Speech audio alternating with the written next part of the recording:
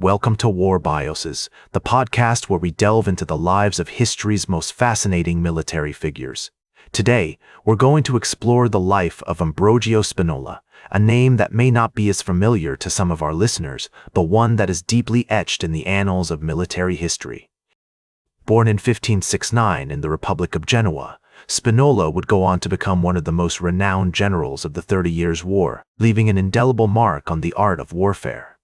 The late 16th century was a time of great upheaval in Europe, with the Protestant Reformation sending shockwaves across the continent.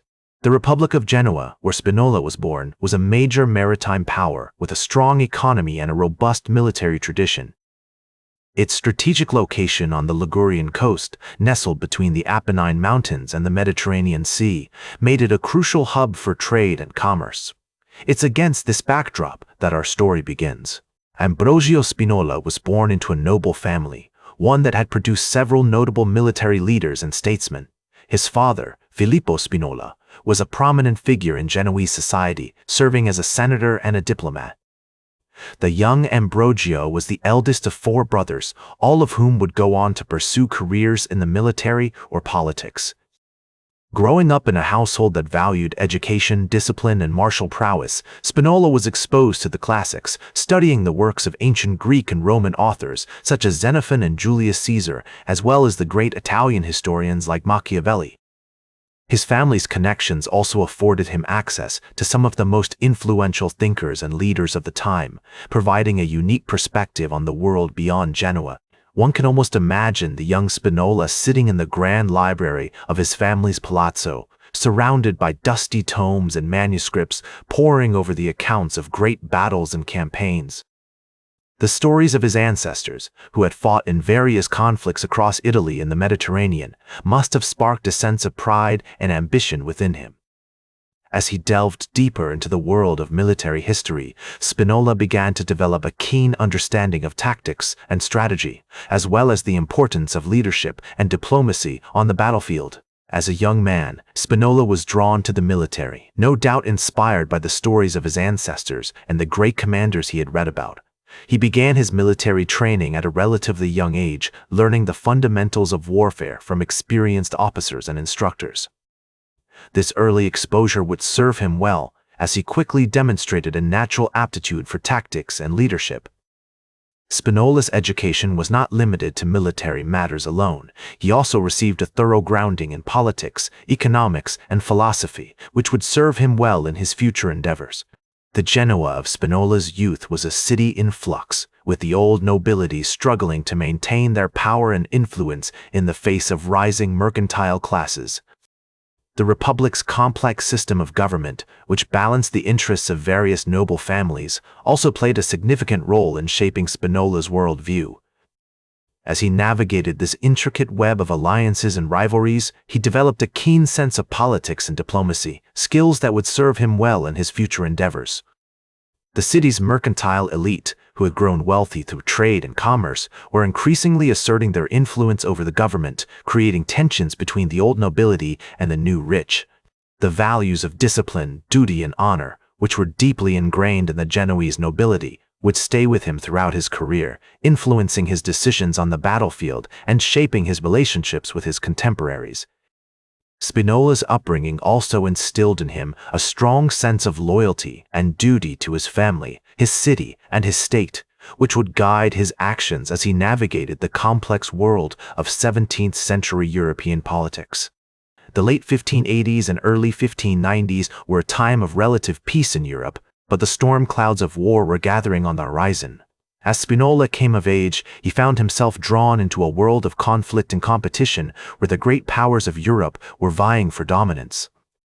The Spanish Empire, under the leadership of King Philip II, was at the height of its power, while the French monarchy was beginning to assert its influence over Western Europe. The Holy Roman Empire, a loose confederation of German states, was struggling to maintain its authority in the face of rising nationalism and religious tensions. With his education, family connections, and natural aptitude for leadership, he was well positioned to succeed in a world where military prowess, diplomatic skill, and strategic thinking were essential for success. As Spinola embarked on his military career, he quickly distinguished himself through his exceptional leadership skills and strategic thinking, much like a master artisan honing his craft. One of his earliest notable assignments was serving under the command of Alexander Farnese, Duke of Parma, in the Spanish Netherlands, a region that would become a proving ground for his mettle as a commander. This experience would prove instrumental in shaping Spinola's understanding of modern warfare and his ability to navigate the complex web of alliances and rivalries that defined 17th-century European politics, where the threads of power were constantly shifting like the tides. In 1602, Spinola participated in the Siege of Ostend, a pivotal battle in which the Spanish forces, led by Farnese, sought to capture the strategic port city from the Dutch rebels. Although the siege ultimately ended in defeat for the Spanish, Spinola's bravery and tactical acumen caught the attention of his superiors, earning him recognition and praise that would echo throughout the halls of power. The following year, Spinola was appointed as the commander of the Spanish forces in the Netherlands, a position that would allow him to showcase his skills as a strategist and diplomat. He quickly proved himself to be a shrewd negotiator, able to navigate the intricate landscape of alliances and rivalries between the various European powers with the finesse of a seasoned statesman. Spinola's military campaigns during this period were marked by innovative tactics and a deep understanding of the complexities of modern warfare, where the art of war was constantly evolving like a living, breathing creature. He was one of the first commanders to recognize the importance of logistics and supply chains in sustaining large armies over extended periods, much like a master builder constructing a sturdy foundation for his edifice. This triumph cemented his reputation as a brilliant military commander and earned him widespread recognition throughout Europe, where his name became synonymous with strategic genius. As one contemporary observer noted, Spinola's genius lay in his ability to adapt to changing circumstances, always staying one step ahead of his enemies, like a chess player anticipating his opponent's moves. This capacity for adaptability would serve him well in the years to come, as he navigated the treacherous waters of European politics and warfare.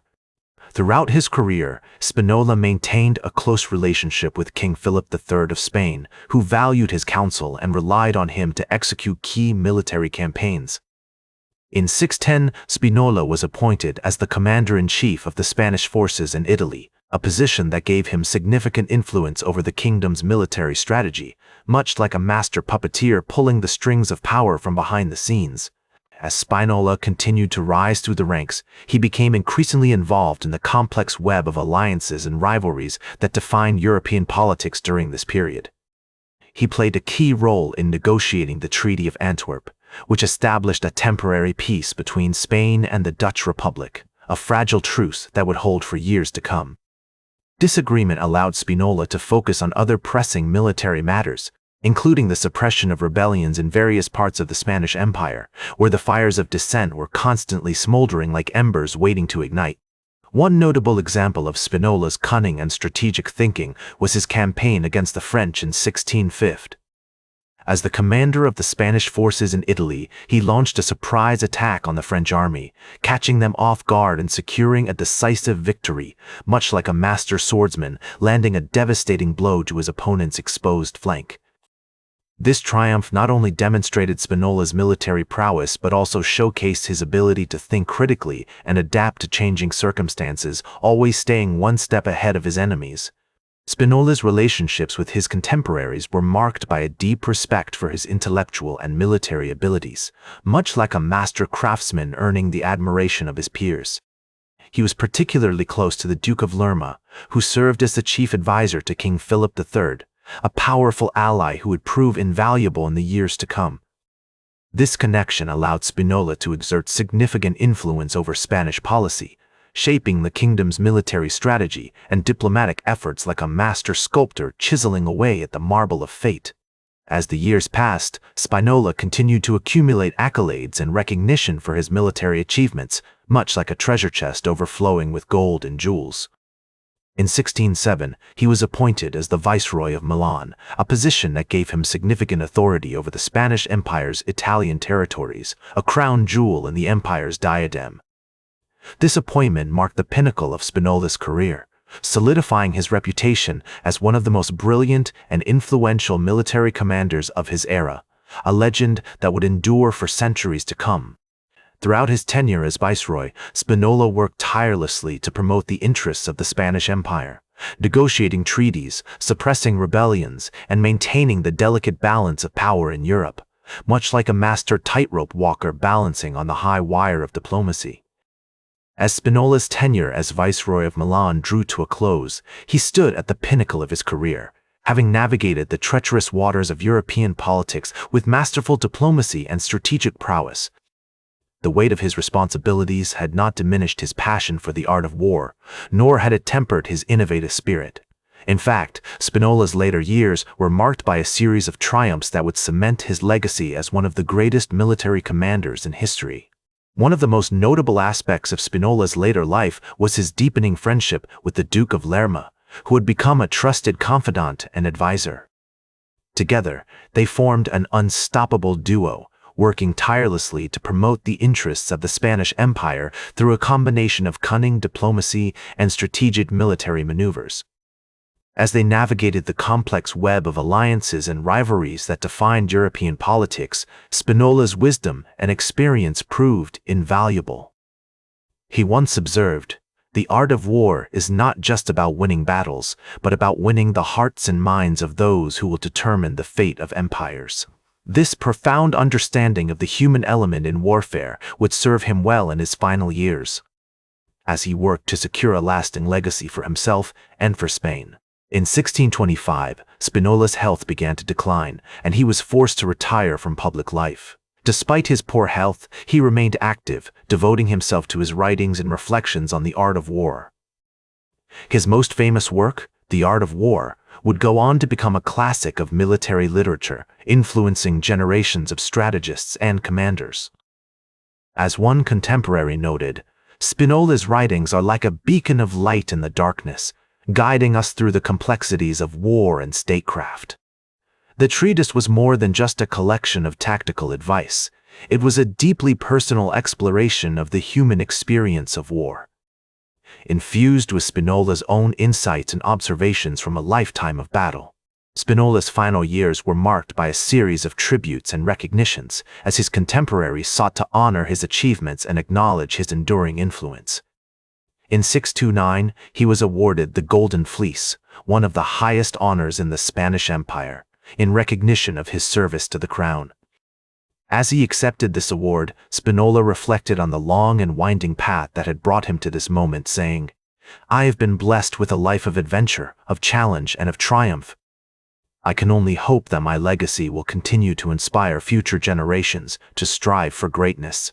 The weight of his years had not diminished his sense of purpose, nor had it tempered his passion for the art of war.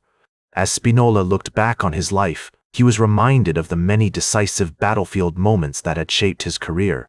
He recalled the siege of Ostend, where his innovative tactics and unwavering determination had ultimately led to victory. He remembered the Battle of Nieuport, where his clever use of terrain and clever maneuvering had outwitted the enemy and secured a crucial triumph. These battles, and many others like them, had forged Spinola into the commander he became, and had earned him a reputation as one of the greatest military minds of his generation. On September 20, 1630, Ambrosio Spinola passed away, surrounded by his friends and family. His death was met with an outpouring of grief from across Europe, as leaders and commoners alike mourned the loss of a true giant of war and statecraft.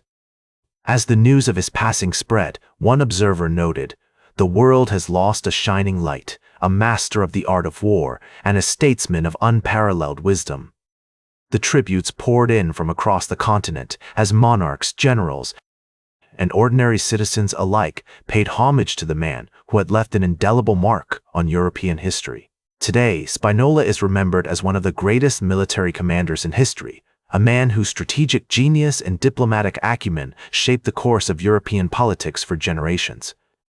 His legacy extends far beyond the battlefields of Italy and the Netherlands, influencing military thought and practice to this day.